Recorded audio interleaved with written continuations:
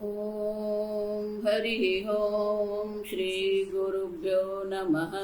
हरिः ॐ पार्थाय प्रतिबोधितां भगवता नारायणेन स्वयं व्यासेन ग्रथितां पुराणमुनिना मध्ये महाभारतम् अद्वैतामृतवर्षिणीं भगवतीम् अष्टादशाध्यायिनीम् अम्ब त्वामनुसन्दधामि भगवद्गीते भवद्वेषिणीम्। यं ब्रह्मा वरुणेन्द्ररुद्रमरुतः स्तुन्वन्ति दिव्यैस्तवैः वेदैः साङ्गपदः क्रमोपनिषदैः गायन्ति यं सामगाः। ध्यानावस्थिततद्गतेन मनसा पश्यन्ति यं योगिनः यस्यान्तं न विदुःसुरासुरगणाः। देवाय तस्मै नमः। ॐ सहना भवतु सहनौ भुनक्तु सह वीर्यं करवावहै तेजस्विनावधीतमस्तु मा विद्विषावहै। ॐ शान्ति शान्ति शान्तिः। अथ षोडशोऽध्यायः श्रीभगवानुवाच अभयं सत्त्वसंशुद्धिः ज्ञानयोगव्यवस्थितिः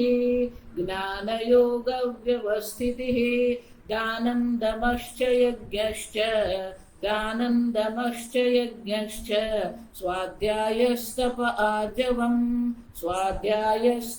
आर्जवम्।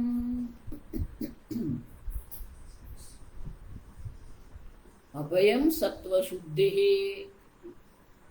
ज्ञानयोग व्यवस्थिति।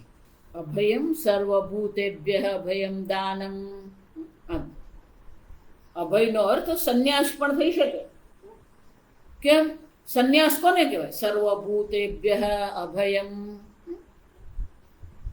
સર્વભૂતોને અભયતાનું દાન કરવામાં. સંન્યાસ દીક્ષા જ્યારે લેવામાં આવે ત્યારે આ વેદના મંત્રો છે કે હે ઇન્દ્ર, હવે તારે મારાથી ભયભીત થવાની જરૂર નથી. હે પ્રાણીઓ, હે જીવ, મારાથી ભયભીત થવાની જરૂર નથી. આ બધાનો હું ત્યાગ કરી રહ્યો. મને રાજ્યની ઈચ્છા નથી, ભોગની ઈચ્છા નથી, તપની. જળ અભયમ સત્વશુદ્ધિ. આપણો વ્યવહાર શુદ્ધ છે. વિવેક, વૈરાગ્ય, શમ, આ બધો વ્યવહાર છે. જળ જ્ઞાન એટલે શું? આપણે જો શ્રવણાદિ અંતરંગ સાધન છે. યોગ, તો જીવન આપણું કેવું જોઈએ જેને કારણે આપણને આત્મ સાક્ષાત્કાર થઈ શકે. અભયમ સત્વશુદ્ધિ જ્ઞાન યોગ વ્યવસ્થિતિ દમશ્ચ. ગઈકાલે જોયો, આપણી ઇન્દ્રિયો પર આપણું નિયંત્રણ છે કે નહીં? ભલે સામે લાડુ પડ્યો છે, પણ અત્યારે લાડુ ખાવાનો સમય નથી, તો લાડુ નહીં ખાઈએ. પણ આપણે પેલું જોયું ને એટલે મોઢામાં પાણી આવે ને શું કર્યું? સ્વાહા. દમઃ દાનમ. ગઈકાલે જોયું, દાન પણ યથાશક્તિ. આપણે જેટલી ચાદર હોય ને એટલો જ પગ લાંબો કરવાનો હોય. યથાશક્તિ અન્નાદિદાનમ. અન્ન, ધન, વસ્ત્ર, વિદ્યા, અનેક પ્રકારના દાન. દમઃ યજ્ઞ. શંકરાચાર્ય કહે છે યજ્ઞ પણ કેવા છે? બે પ્રકારના. શ્રૌત અગ્નિહોત્રાદિ, સ્માર્ત દેવયજ્ઞાદિ. શ્રૌત વેદમાં જે યજ્ઞનું કહેવામાં આવ્યું છે, વેદમાં જે યજ્ઞનું અનુષ્ઠાન દર્શાવ્યું છે, એ યજ્ઞનું આપણે અનુષ્ઠાન કરીએ. સ્માર્ત, ચંડી હોમ આપણે કહીએ, રુદ્રી કહીએ, એ શ્રૌત છે, વેદોક્ત યજ્ઞ છે. ચંડી હોમ કરીએ, સપ્તશતીથી પાઠ કરીને એનો આપણે હોમ કરીએ. આ સ્માર્ત છે, આ સમજો, વૈદિક નથી. દેવ યજ્ઞ જે છે, દેવતાઓને જે યજ્ઞ કરવામાં આવે, સ્માર્ત કર્મ.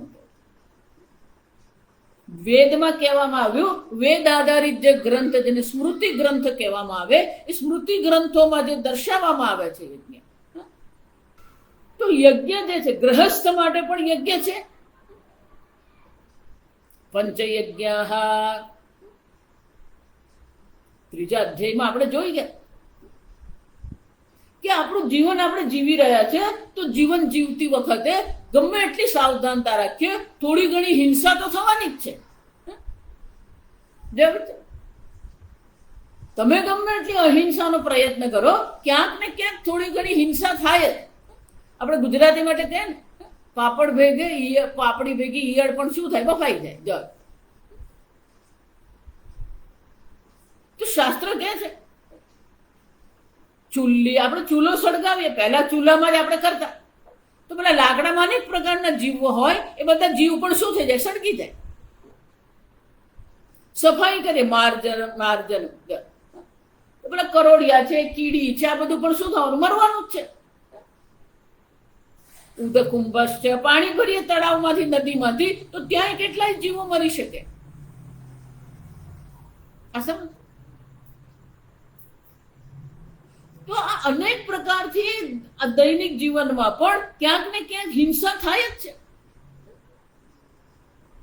અને એ હિંસા જે થઈ રહી છે, એ હિંસાને આપણે શું કરવું પડે,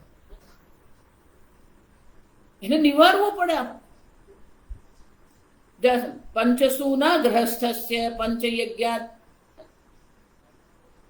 તો 5 પ્રકારના પાપ આપણા જીવનમાં, દૈનિક જીવનમાં છે જ. એની નિવૃત્તિ માટે શું કરવું પડે, આ 5 પ્રકારના યજ્ઞ છે, પંચય મહાયજ્ઞ કહેવાય. શ્રૌત યજ્ઞ તો છે જ, દેવાદિ સ્માર્ત યજ્ઞ પણ છે. આ દેવાદિ જે સ્માર્ત યજ્ઞ જે છે એ નિમિત્ત છે. નવરાત્રી હોય, આપણે ચંડી હોમ કરીએ, વિશેષ નિમિત્તથી આપણે અનેક પ્રકારના યજ્ઞ કરતા, વાસ્તુ શાંતિ કરીએ, અગ્નિહોત્રા, વેદમાં જે અગ્નિહોત્રાદિ કર્મ દર્શાવ્યા છે એ દૈનિક કર્મ છે. જો રોજ અગ્નિહોત્રાદિ કર્મ થવું જ જોઈએ, સંધ્યા વંદના થવી જ જોઈએ, પણ સાથે સાથે શાસ્ત્ર કહે છે કે આ 5 પ્રકારના યજ્ઞ પણ હોવા જોઈએ. કયા કયા 5 યજ્ઞ, જો આ સમજો બરાબર. સ્વાધ્યાય બ્રહ્મયજ્ઞ છે, અધ્યાપનમ બ્રહ્મયજ્ઞ. શાસ્ત્રનું અધ્યયન કરવું અને શાસ્ત્રનું અધ્યયન કરાવવું એ પણ શું છે, બ્રહ્મયજ્ઞ. હોમો દૈવ, હોમ કરીએ, દેવતાઓને આહુતિ આપીએ, નવગ્રહ હોમ કરીએ, ગણેશ હોમ કરીએ, દેવી હોમ કરીએ. દેવતાઓ, બલિર્ભૂત, ભૂત, અનેક પ્રકારના પ્રાણીઓ છે જે આપણા જીવનને શક્ય બનાવી રહ્યા છે. ભલે આપણને એવું લાગે કે આ બધું નકામું, કશું નકામું નહીં. જો આ જગતમાં કોઈ વસ્તુ નિરર્થક છે જ નહીં. કીડી કહીએ, જો આ પહેલા કરતા જ આપણે બધું. પહેલા તમે જુઓ તો ગામડાઓમાં પેલા હવાડો રાખવામાં આવે પાદરે. કેમ કે જે બધા પશુઓ ચરવા ગયા હોય, પાછા આવે ત્યારે એને પાણી પીવા જોઈએ, તો પેલો હવાડો હોય. જો પછી ચબૂતરો, ચબૂતરો એટલે શું છે, પક્ષીઓને ચણ નાખીએ. પરબ બનાવીએ તો આવતા જતા મુસાફરો જે હોય એ પણ શું કરી શકે, પાણી પી શકે.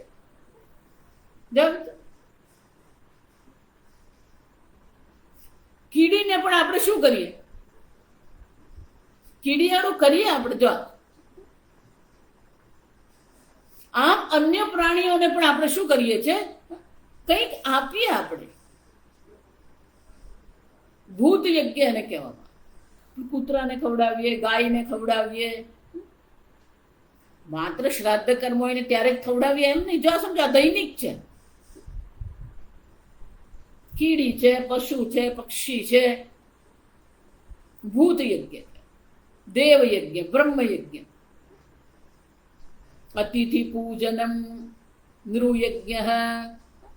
અતિથિ પૂજન એટલે કોઈને પણ આ સમજ એવું ના. હવે તો પેલો અતિથિ રહ્યો જ નથી. જો અતિથિ એટલે શું છે, તિથિ એટલે દિવસ. કોઈ પણ પ્રકારના એપોઇન્ટમેન્ટ વગર, તિથિ વગર આવી પડે ને એને અતિથિ કહેવાય. હવે તો કોઈના ઘરે જવાય નહીં. પેલા ફોન કરીને પૂછવું પડે, આવીએ? પછી પેલી ટિકિટ બુક થાય ને પછી જઈએ આપણે. પેલા એવું હતું જ નહીં, કોઈ આપણે આવી પડે. બ્રાહ્મણને રોજ આપણે ખવડાવીએ, રોજ બ્રાહ્મણને ભોજન કરાવીએ. પહેલા તો પેલા મંદિરો હતા ને ગામમાં, એ પૂજારીને કમાણી કરવા જવું. જો હવે આ બધું બદલાઈ ગયું. પહેલા પૂજારીને ક્યારેય કમાણી કરવા જવાની આવશ્યકતા પડતી જ નથી. મને હજી યાદ છે કે મહિનાના 4 દિવસ આપણે શું કરવાનું, પેલું બ્રાહ્મણ માટે સવારના થાળી તૈયાર થઈ જ જાય. એક વાટકીમાં ઘઉંનો લોટ, એક વાટકીમાં જુવારનો લોટ, એક વાટકીમાં ચોખા, એક રીંગણ, એક ટામેટું, એક બટાકો, એક મરચું. જો વિચાર, 2 11 અમાસ અને પૂનમ 4 દિવસ શું કરવામાં આવે? પેલા બ્રાહ્મણને સવારના ઉઠે એટલે થાળી તૈયાર થઈ જ ગયો, અને બ્રાહ્મણે પેલું એની પોટલી લઈને આવે. જો ત્યારે આ બધું ડબ્બા ને પ્લાસ્ટિકની કોથળી ને એવું કઈ હતું નહીં.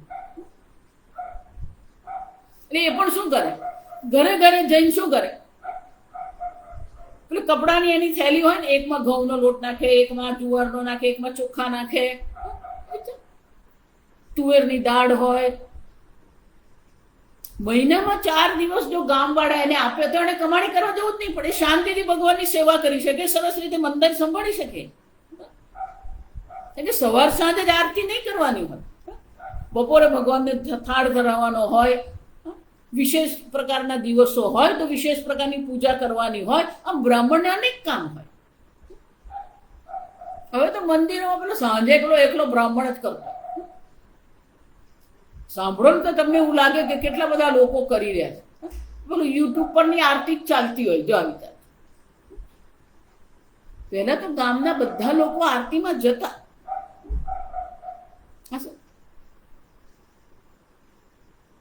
તો બ્રાહ્મણોને પેલું કમાણી કરવાની જરૂર જ નહીં પડે. નવું વર્ષ આવે, જો હા સમજો, હકીકત કહું છું, પહેલા આ ગ્રામ્ય જીવન આવું હતું. દિવાળી હોય, હોળી હોય તો બ્રાહ્મણને આપણે વસ્ત્ર આપવાનું જ હોય. જો વસ્ત્રદાન, એની પત્નીને આપણે સાડી, આ બધું થતું જ હતું પહેલા. જો એટલે બાળકો માટે પણ શું કરવામાં, વસ્ત્ર આપવા માટે.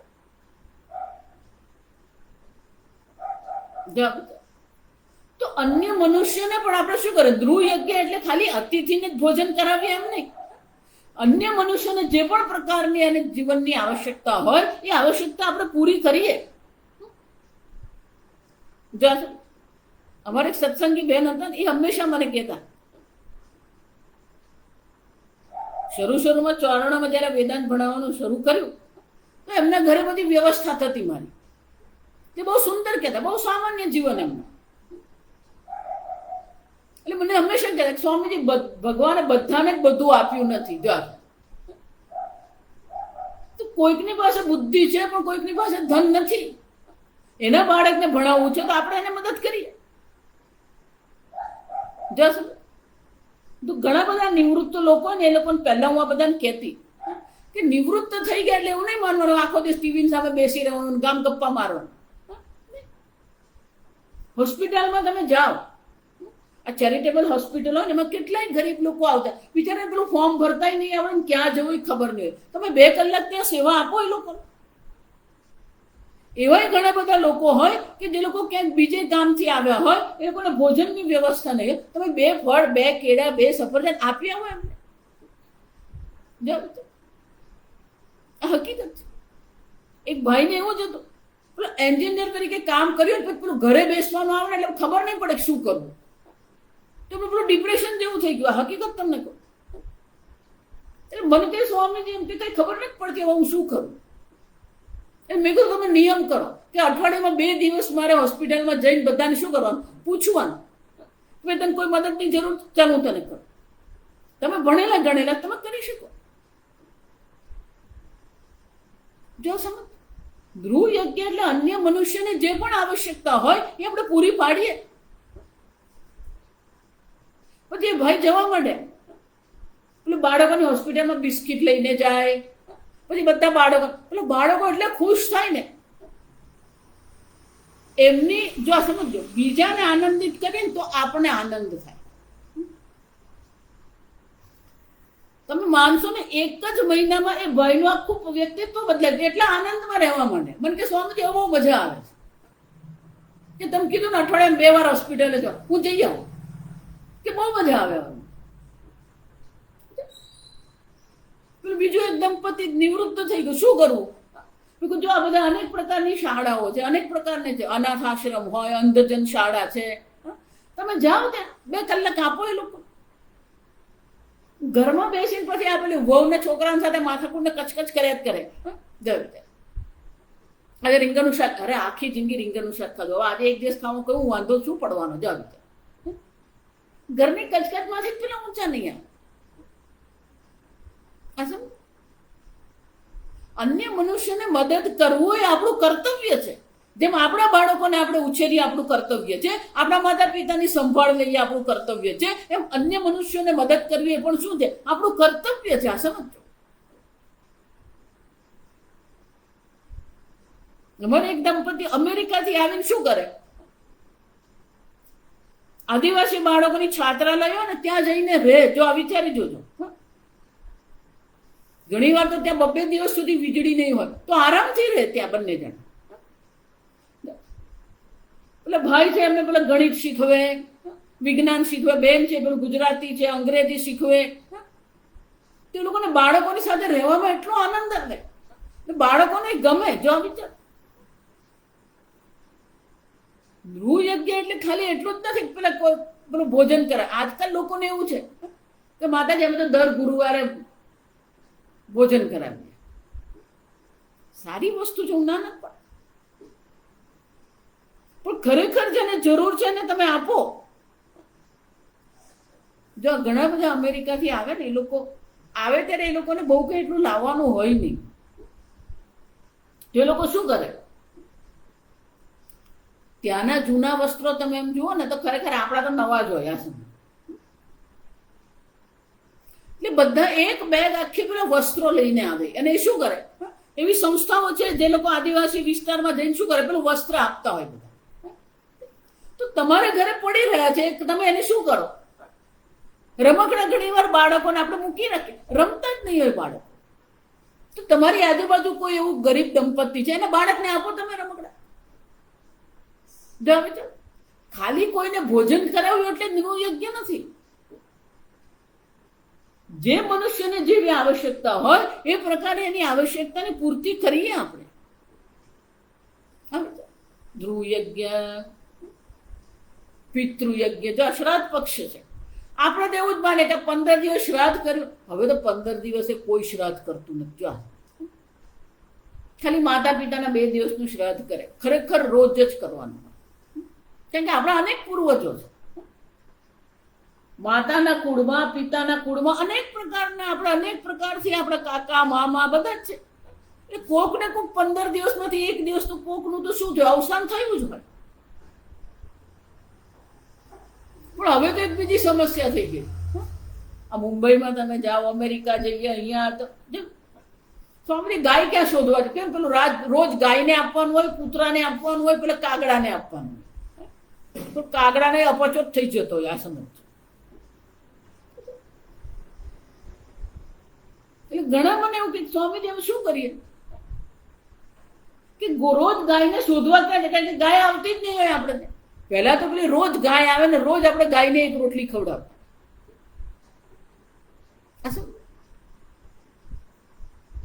એટલે હું એવું કહું કે જ્યાં પશુના આપણા પાંજરાપોળ હોય, ભલે તમારે ત્યાં ગાય નહીં આવે, તમારે ત્યાં કૂતરો નહીં હોય, પણ પાંજરાપોળમાં જઈને શું કરો? દાન કરી દો. 15 દિવસમાં તમે જે એમને ખવડાવવાના હોય એનો જેટલો ખર્ચ થતો એટલો ખર્ચ તમે શું કરો? ત્યાં દાન કરી દો. એક અમેરિકન ભાઈ મને કે સ્વામીજી અમારે ત્યાં પાંજરાપોળ નહીં હોય. જા ત્યાં ભાઈ વાઇલ્ડ લાઈફ સોસાયટી કહેવાય, વન્ય જીવનની રક્ષા માટેની એક સંસ્થા છે ત્યાં. તો મેં કીધું તમે આવી વન્ય જીવનની જે સંસ્થા છે અથવા કોઈ સંગ્રહાલય છે, પ્રાણી સંગ્રહાલય છે, તો એમાં તમે દાન કરો.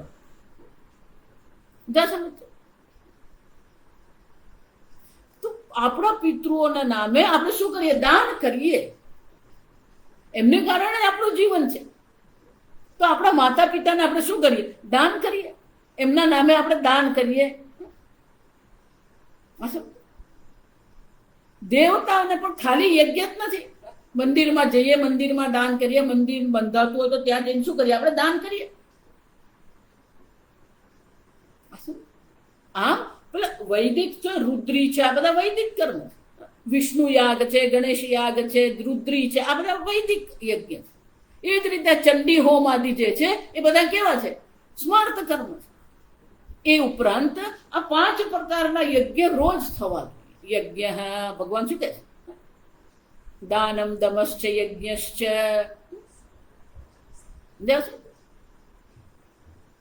આપણું જીવન જ યજ્ઞમય હોવું. યજ્ઞ શબ્દ જે છે એનો ખરેખર અર્થ શું થાય? દેવતા ઉદ્દેશ્ય દ્રવ્ય ત્યાગ. દેવતાઓને નિમિત્ત બનાવીને જે પણ દ્રવ્યનો આપણે ત્યાગ કરીએ એને યજ્ઞ કહેવામાં આવે. પણ યજ્ઞ શબ્દનો બીજો અર્થ છે જગત કલ્યાણ. જગત કલ્યાણ માટે, લોકોના જગતના કલ્યાણ માટે આપણે કંઈક કરીએ એને પણ યજ્ઞ કહેવામાં.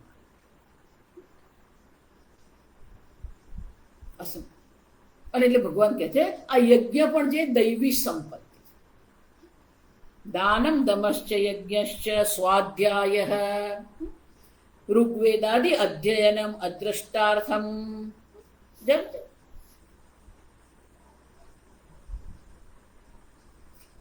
આપણો શાસ્ત્ર જે છે 4 વેદ છે. તો ઋગ્વેદાદિ વેદનો અધ્યયન કરે. ધારો કે એ અધ્યયન આપણે નથી કરી રહ્યા તો આપણે મનુસ્મૃતિ છે, સ્મૃતિ ગ્રંથનું અધ્યયન કરીએ. એ પણ નથી કરી શકતા, પુરાણોનું અધ્યયન કરીએ. વેદ છે, વેદાંગ છે,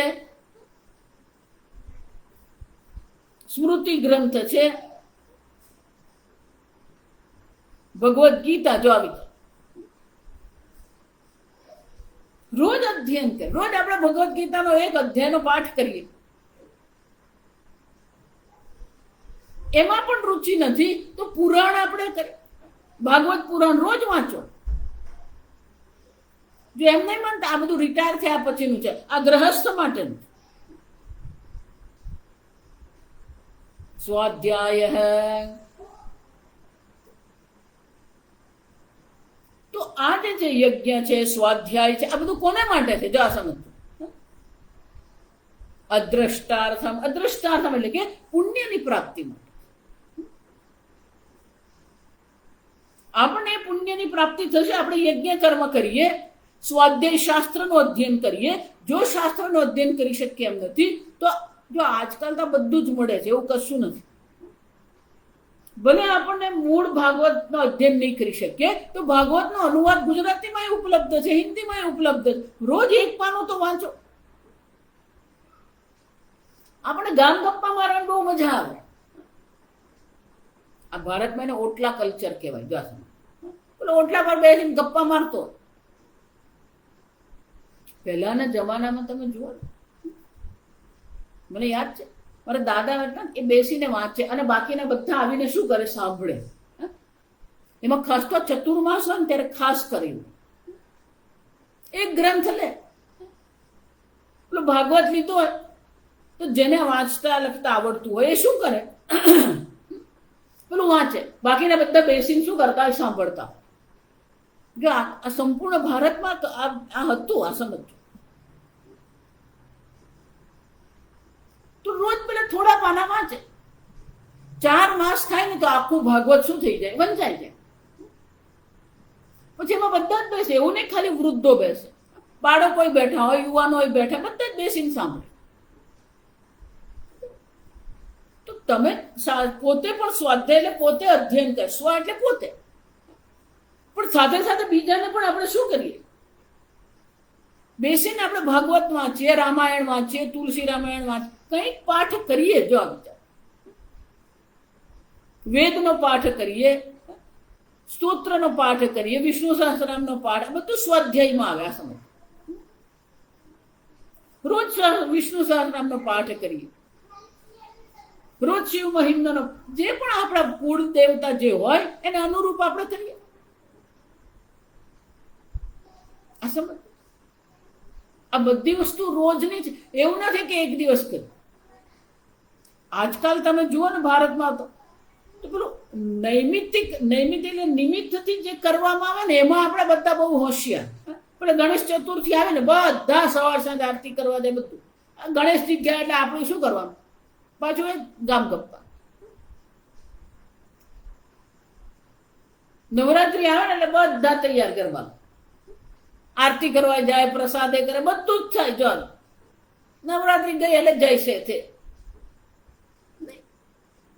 સ્વાધ્યાય એટલે રોજ જ કરવાનું.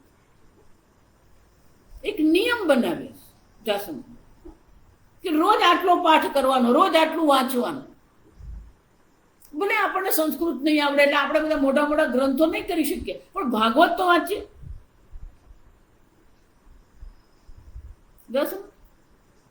અને મૂળ ભાગવત નહીં વાંચી શકીએ, ડોંગરે મહારાજનું ભાગવત છે, મળે આપણને, વાંચો. સ્વાધ્યાય રોજ શાસ્ત્ર અધ્યયન થવું જોઈએ. તપ, શંકરાચાર્યજી અહીંયા તપશ્ચર્યા પર કોઈ વિસ્તાર નથી કરતા. કેમ? વક્ષ્યમાણમ શરીરાદિ. કેમ? આ 16મો અધ્યાય છે. 17મા અધ્યાયમાં ભગવાન કહે છે સાત્વિક તપશ્ચર્યા કોને કહેવાય, રાજસિક કોને કહેવાય, સાત્વિક તપ કોને કહેવાય, તામસિક તપ કોને કહેવાય. એટલું જ નહીં, શારીરિક તપ કોને કહેવાય.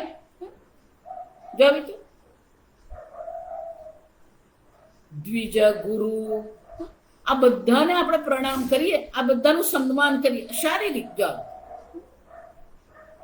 વાંગમય તપ, વાણીની તપશ્ચર્યા કોને કહેવાય, મનની તપશ્ચર્યા કોને કહેવાય. આ તપશ્ચર્યા શંકરાચાર્ય કહે છે 17મા અધ્યાયમાં ભગવાન દર્શાવશે તપશ્ચર્યા. પણ તપશ્ચર્યાનો અર્થ છે ને, તપથી ઇતિ તપશ્ચર્યા. જે આપણા મનને, આપણી ઇન્દ્રિયો, આપણા શરીરને તપાવે ને એને તપશ્ચર્યા કહેવાય. વ્રત કરીએ ને એ તપશ્ચર્યામાં આવે. સરળ ભાષામાં તપશ્ચર્યાને અર્થ કરીએ તો શું થાય કે જે ભોગ કરવામાં કોઈ પાપ નથી. જો આ સમજો બરાબર. જે ભોગ કરીએ, દિવસના 2 વાર ભોજન કરવામાં કોઈ પાપ નથી. જવાબદાર. પણ પોતાના સંકલ્પથી આપણે વિચારીએ કે 4 માસ એક જ વાર હું ભોજન કરીશ, તો એ શું કહેવાય? તપશ્ચર્યા.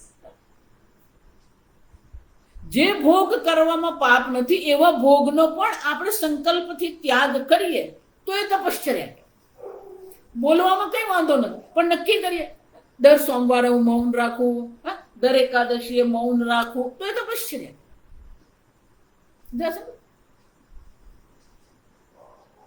જપ કરીએ એ પણ તપશ્ચર્યા.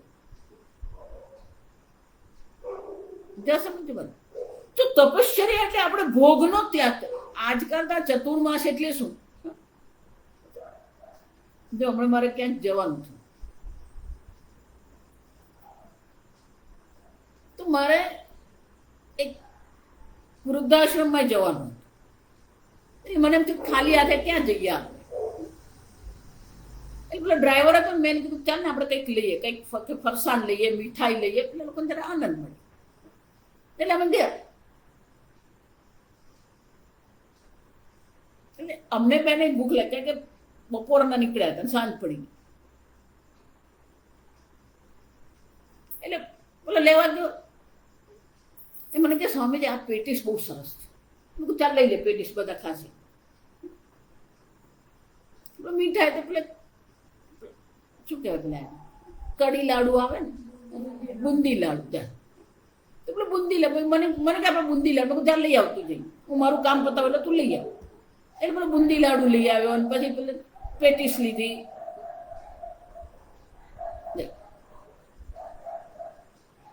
બધું પેલું કાંદા લસણ વાળું.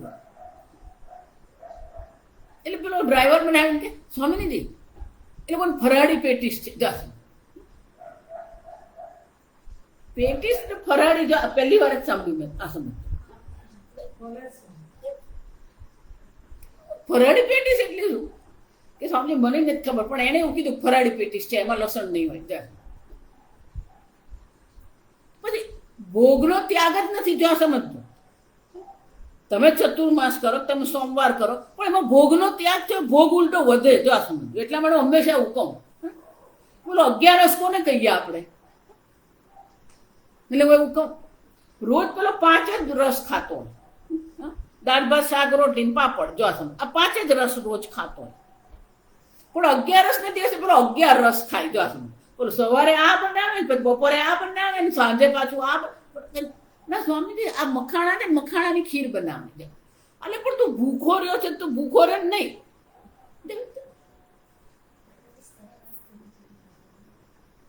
એકાદશી નું વ્રત કરીએ તો પછી ભોગનો ત્યાગ થયો કે નથી થયો?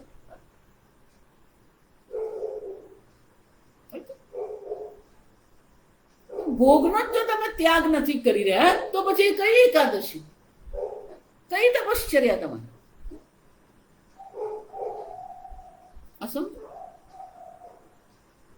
તપશ્ચર્યા એટલે ભોગનો ત્યાગ કર્યો કે નહીં? ઓછામાં ઓછા ભોગથી આપણે જીવન જીવીએ.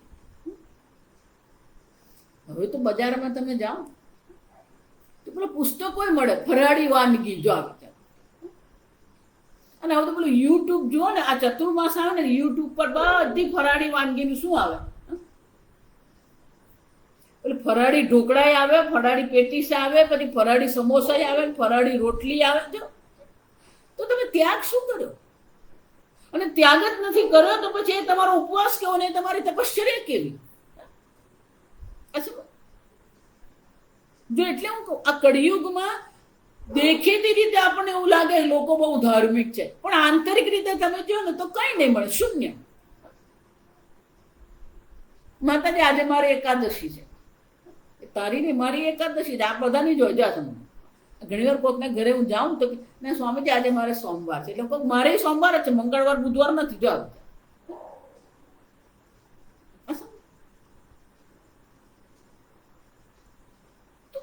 ભોગનો ત્યાગ કરીએ તો એ તપશ્ચર્યા કહેવાય. આ સમજો, એને વ્રત કહીએ આપણે. નવરાત્રીનું વ્રત કરીએ, 4 નવરાત્રી, તો 2 નવરાત્રી ને ખરેખર 4 નવરાત્રી. પેલી 2 છે ને ગુપ્ત નવરાત્રી. તો નવરાત્રીનું વ્રત કરીએ, ગણેશનું વ્રત કરીએ, પછી અન્નપૂર્ણા, જો 21 દિવસ પેલો અન્નપૂર્ણા વ્રત આવે, દોરાને પેલી 21 ગાંઠ બાંધે ને પછી એ પહેરવાની હોય. જા વ્રત કરીએ, પેલો ભોગનો ત્યાગ કરવાનો. જો સમજો, ભોગના ત્યાગ વગર જો કરીએ ને તો પછી એ વ્રત નહીં કહેવાય. આ એકાદશી પણ કોને કહેવામાં આવે? ડોંગરે મહારાજ હંમેશા કહેતા એમની કથામાં કે શાસ્ત્રોક્ત રીતે એકાદશી કોને કહેવાય? કે દશમ ને દિવસે 1 વાર બપોરે ભોજન લેવાનું. એમને પેલું રાત્રે 12 વાગે લે. જો આપણે તો આપણે અક્કલ બહુ વાપરીએ. મતલબ 12 વાગે તારીખ બદલાય, 12 વાગે નહીં, આપણે સૂર્યોદય થી સૂર્યોદય ગણાય. આપણું શાસ્ત્ર જે છે શું છે? આપણો દિવસ સૂર્યોદય થી આરંભ થાય. તો દશમ ને દિવસે બપોરે 1 વાર ભોજન કરવાનું. એકાદશી ને દિવસે કોઈ નહીં. જો વધારેમાં વધારે દૂધ કે ફળ. આપણા પેલો રાજગરાનો શિરોય બનાવે ને પછી જાત જાત.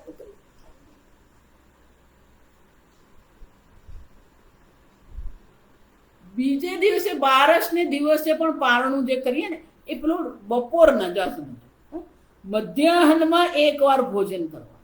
તો એ તમારું એકાદશીનું વ્રત. એકાદશીનું 1 દિવસ નથી, 3 દિવસનું વ્રત છે. આ સમય કેમ? ભોગનો ત્યાગ. આ વ્રત શાના માટે કરવાના હોય? જો આ વિચાર કે આ બધી ખટપટમાંથી છૂટીએ તો થોડો વખત આપણે ભગવાન પાસે રહી. જો ઉપવાસ શબ્દનો જ અર્થ શું થાય? ઉપસામી પેવાસહ.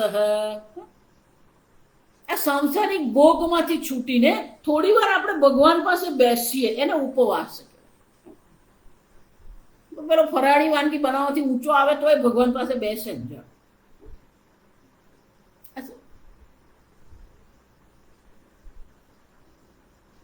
તપઃ આર્જવમ રુજુત્વમ સર્વદા. આર્જવમ એટલે સરળતા. હું હંમેશા બધાને કહું કે તમે જે બોલો ને એ કરો. જો બોલે શું કરે શું એનો અર્થ શું છે? આપણામાં સરળતા છે. ના તું ચિંતા નહીં કે કાલે હું આવું જ છું, પણ દેખાય જ નહીં. જો 5 દિવસ સુધી દેખાય, પેલો કે ખરો આવું છું. ના માતાજી હવે હું નહીં કરું, પણ પાછો કરે જ. સમજ જે બોલીએ ને આપ જો રુજુત્વમ આર્જવમ એટલે શું છે? વિચાર, વાણી અને વર્તનમાં એકતાનતા હોય. જે બોલીએ આપણે કરીએ, જે વિચારીએ એ જ બોલીએ, ને જે બોલીએ આપણે કરીએ. બોલે શું કરે શું, જો મોટે ભાગે સાધકોનો સમસ્યા અહીંયા જ આવે. આ સમજજો કેમ કે પેલું મનનું ધારેલું કરવાની આદત પડી ગઈ હોય ને, એટલે ગુજરાતીમાં મન થયું. આપણે ગુજરાતીમાં શું કહે? મને મન થયું. મન ગમે તે થાય, પણ આ કરવા યોગ્ય છે કે નહીં? નથી કરવા યોગ્ય તો નહીં કરવાનું. પણ આપણે પોતાને રોકી જ નથી શકતા. જો આ સમજ, દમઃ તપશ્ચર્યા, આ બધું શાના માટે છે? આપણા વ્યક્તિત્વ પર આપણું પોતાનું પ્રભુત્વ છે કે નહીં? ના માતાજી ફૂલ જોયે ને તે તોડી લીધા. એટલે પણ તું કોના ઘરના ફૂલ છે? જા વિચાર. આપણે પોતાને રોકી જ નથી શકતા. આ સમજ.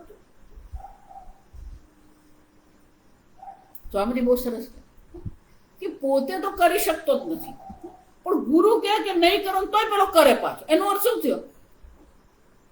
શાસ્ત્રમાં એને મનસ્વી કહેવાય. મનસ્વી એટલે એનું મનનું ધારેલું જ કરે.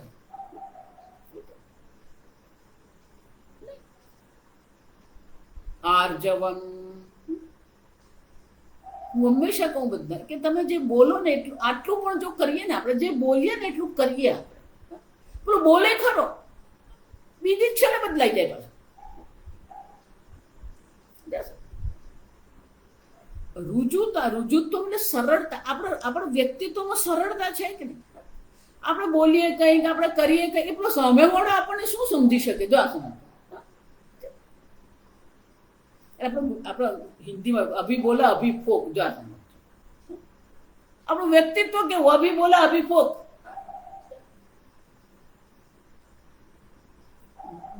ઘણા બધા લોકોને આવી આદત. હું હંમેશા એટલે કહું, તમે કરવાનો હોય તો તમે હા પાડો કે હું કરીશ. પણ તમે કરવાના જ નહીં હોય તો પછી બધે હા પાડવાની શું જરૂર તમારે?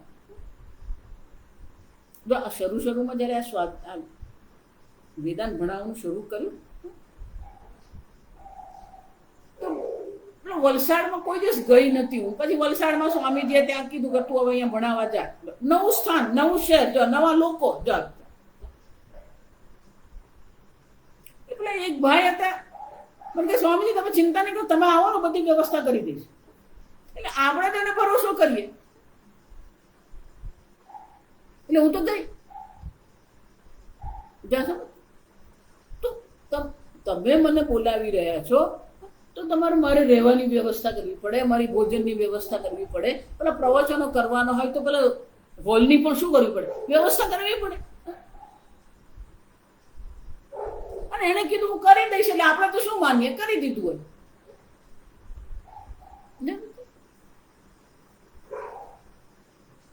ફક્ત આટલું જ જો આપણે જીવનમાં કરીએ ને તોય આપણા જીવનમાં એક સરળતા આવી જાય.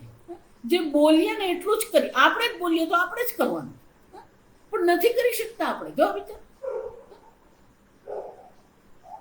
બધું આવશે આગળ. આ બધું પેલા આસુરી સંપત્તિમાં જાય. પછી દમહ નથી, આપણી ઇન્દ્રિયો પર નિયંત્રણ નથી, તો એ શું છે? આસુરી સંપત્તિ. તપશ્ચર્યા, ભોગનો ત્યાગ નથી કરી શકતા, તો એ આસુરી સંપત્તિ. આપણા જીવનમાં સરળતા નથી, એ આસુરી સંપત્તિ. આસુરી સંપત્તિ એટલે તામસિકતા છે. આપણે જે પોતાના મન પર જ નિયંત્રણ નથી કરી શકતો, પછી એને સાધક શું કહેવું આપણે? પૂજ્ય સ્વામી બહુ સરસ કહેતા કે બીજા પર નિયંત્રણ નથી કરવાનું, નિયંત્રણ આપણે પોતાના પર કરવાનું. લોકોને પેલું બીજાનું નિયંત્રણ કરવાનું બહુ શોખ. આમ નહીં કરવાનું, અહીંયા બેસી જાય, આમ પ્રણામ કર. તું બીજાને છોડ, તારું વિચાર. બીજો કેવો હોવો જોઈએ ને એનું આપણે ચિંતન ઘણું કરીએ, પણ આપણે કેવા હોવા જોઈએ? આર્જવમ, રુજુતા, સરળતા હોવું જોઈએ. જો એને જ સાધુ કહેવાય. જેના જીવનમાં સરળતા છે ને એને જ સાધુ કહેવાય. પણ જેના જીવનમાં છે જ નહીં, પણ ભલે તમે ગમે એટલે કેસરી કપડા પહેરો ને આશ્રમમાં રહો ને ગમે એટલે માળા કરો ને, એ કઈ સાધુતા? આર્જવમ, સરળતા.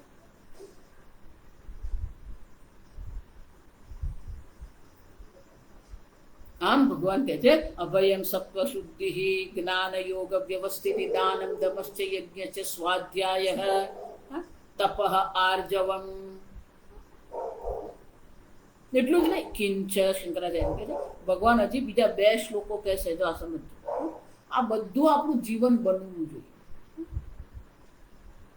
તો પછી આપણે જે ભક્તિ કરીએ છીએ, આપણે જે જપ કરીએ છીએ, આપણે જે ચિંતન કરીએ છીએ એ સફળ થાય. નહીં તો બધું નિરર્થક બની જાય. એટલે ભજગોવિંદમાં કે શંકરાચાર્ય જટિલો મુંડી લુંચિત કેશ કાશાયાંબર બહુકૃત વેશ. પેલું સાધુ વેશ ધારણ તો કરી લઈએ આપણે. કોઈ પેલો જટિલ મુંડ, ઋષિકેશ ના કુંભ મેળામાં જાઓ ને પેલા જાત જાતના સાધુઓ જોવા મળે. પેલી જટા બાંધેલી હોય, મુંડન કરી દીધું કોઈ. લુંચિત કેશ, પેલા વાળ ખેંચીને કાઢી નાખ, લુંચિત કેશ. કાશાયામ, પેલા કેસરી કપડા પહેરી લીધા હોય, કશાય વસ્ત્ર પહેરી લીધા. બહુકૃત વેશ, અનેક પ્રકારના વેશ. આ તમે જુઓ જાત જાતની પેલી માળા પહેરેલી, પેલું માળા પહેરે, પછી ત્રિપુંડ. પેલા તિલક પરથી ખબર પડે, ત્રિપુંડ કરો પેલો શૈવ છે, પેલો આમ યુ શેપમાં પેલો આમ ચંદન થી કરે ને વૈષ્ણવ છે. તો અનેક પ્રકારથી તિલક, અનેક પ્રકારના વસ્ત્ર, અનેક પ્રકારના માળા, અનેક પ્રકારની. આ બધું વેશ તો ધારણ કરી લીધો, પણ આંતરિક રીતે પેલી સાધુતા આવી ખરી આપણામાં? જટિલો મુંડી લુંચિત કેશ કાશાયાંબર બહુકૃત વેશ. પણ આ બધું કોને માટે કર્યું? ઉદર નિમિત્તમ. કેમ? આ ઋષિકેશમાં તમે જાઓ તો એવા બધા સાધુ છે કે કોઈ ને કોઈ આશ્રમમાં ભંડારો ચાલતો જ હોય, એટલે ત્યાં જઈને શું કરવાનું? ભોજન કરી આવવાનું.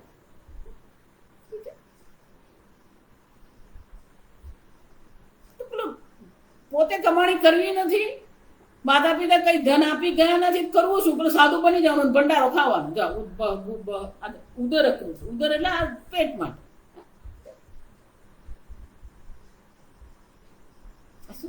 મૂઢ, શંકરાચાર્ય કે આ બધા કોણ છે? મૂઢ છે.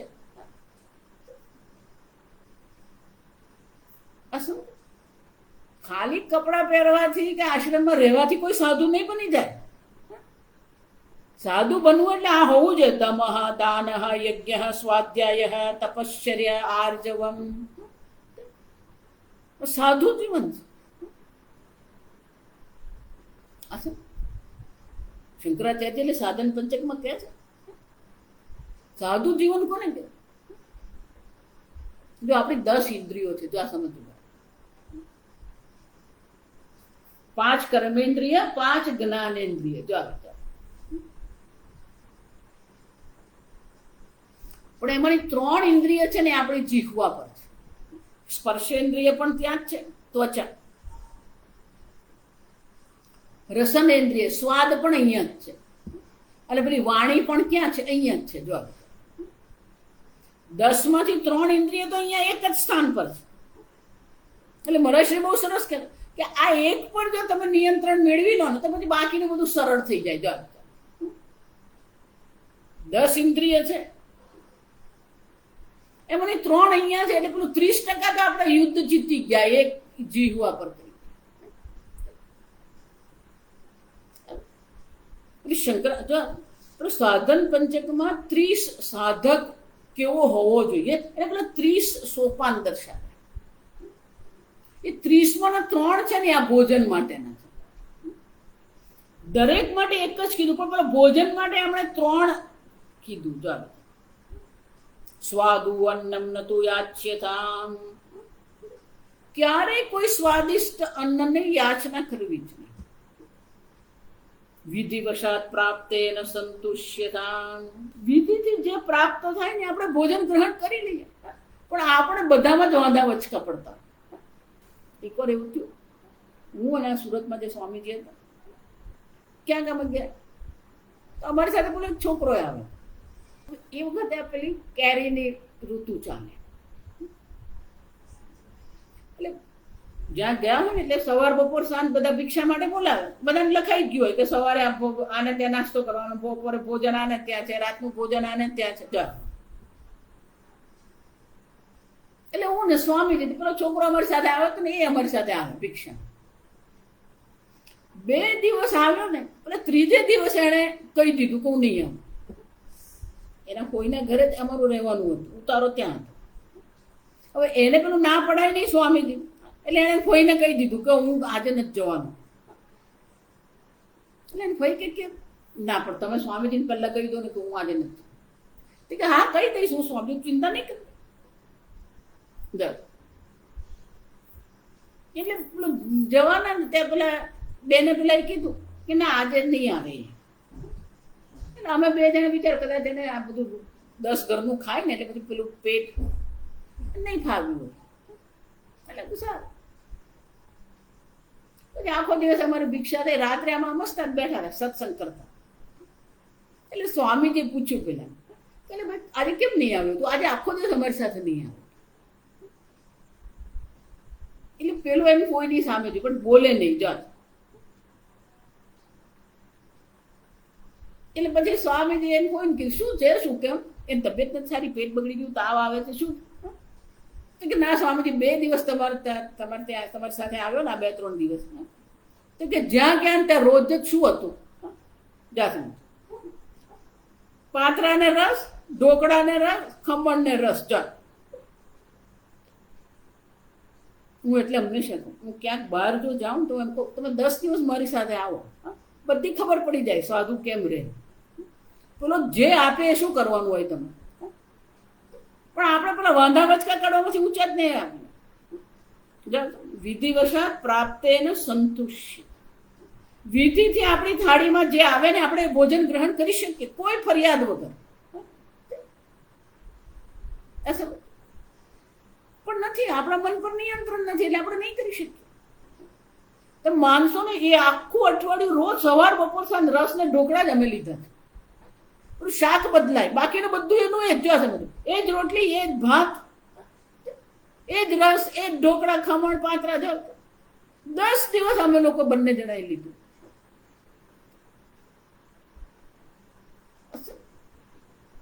ભગવાન આપણી થાળીમાં જે લાવે ને એ આપણે ફરિયાદ વગર જો ખાઈ શકીએ ને તો એ સાધુ થાય.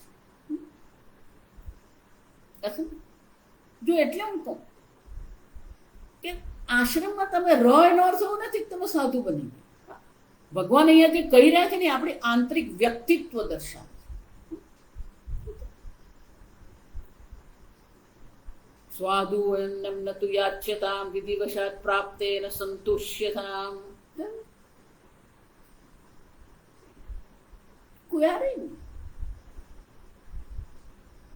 જે મળે ને કરે. પણ આ બધા જો અત્યારે અહીં હું બાની સાથે જઈએ ને પછી ત્યાં જે મળે ને ખાઈ જ લેવાનું. 10 ઘરે જાઉં તો 10 ઘરની દાળ અલગ અલગ હોય, આ સમજજો. અને દરેકને એમ જ થાય કે અમારા ઘરની દાળ શ્રેષ્ઠ. એટલું જ નહીં, જો આવી પેલા લોકોને આપણે કહેવું પડે કે ભાવ્યું. જો નહીં ભાવ્યું બોલે ને તે લોકોના મગજમાં એવું આવી જાય કે આજે સ્વામીજી કઈ બોલ્યા ને એમને ભાવ્યું નહીં હોય.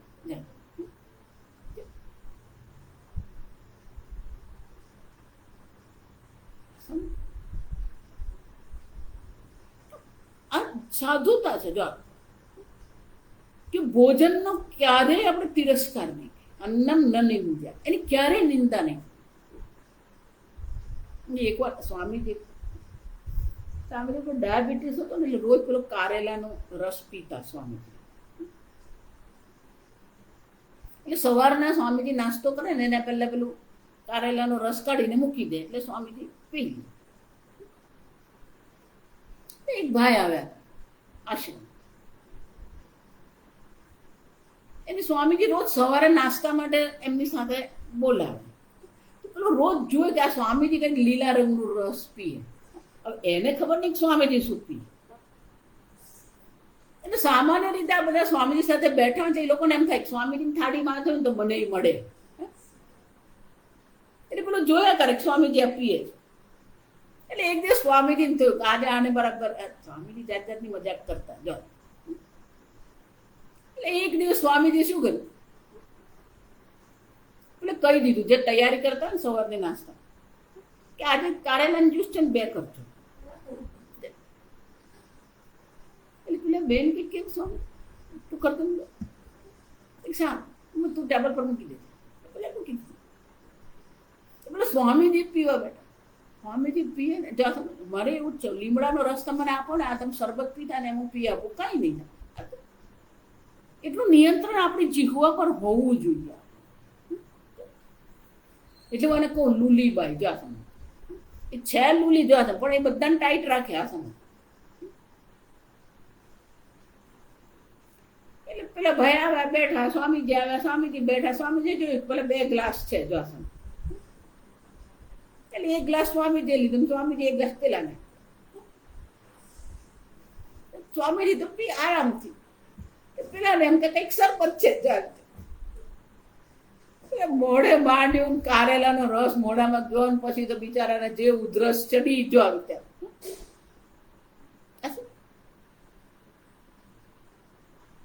કોઈ પણ પ્રકારનું.